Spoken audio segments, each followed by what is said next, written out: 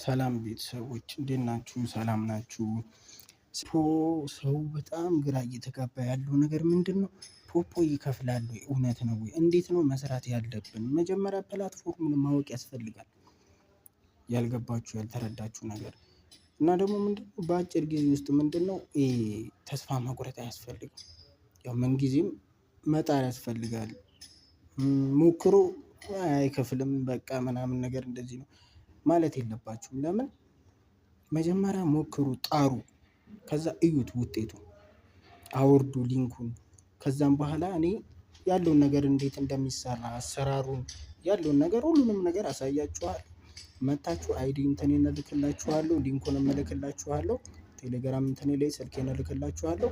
በዛ ገብታችሁ መጀመሪያ ስለ አሰራሩ ገብታችሁ ኮይን ከመሰብሰባችሁ በፊት እንዴት መስራት አለብኝ፣ እንዴት ነው ገንዘብ ማግኘት ያለብኝ፣ ምን ምን ነገሮች ያስፈልጉኛል የሚለውን ነገር ማየት ያስፈልጋል።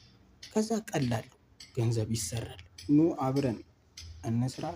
ገንዘብ ለማግኘት የምትፈልጉ አዎ ሁሉም ገንዘብ ማግኘት ይፈልጋል። ግን ምንድነው ትልቁ ቻሌንጅ የሚጠይቀው ጥረት ያስፈልጋል።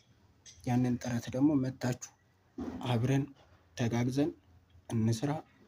ኤጀንት ትሆናላችሁ። ዋናው ኤጀንት መሆን ነው። ግን መጀመሪያ ያለውን ፕላትፎርም ምን ይላል፣ ምን ያስፈልጋል የሚለውን ነገር መታችሁ ማየት ነው። ዩቲዩብ ላይ የተለያዩ ስለ ፖፖ የሚገልጹ ነገሮች አሉ።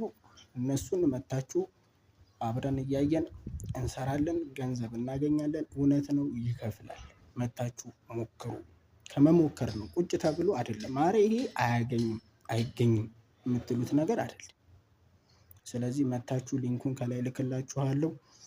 በሱ ሊንክ መሰረት ስልኬንም እልክላችኋለሁ። በሱ ገብታችሁ አውርዱ፣ እንዳያመልጣችሁ።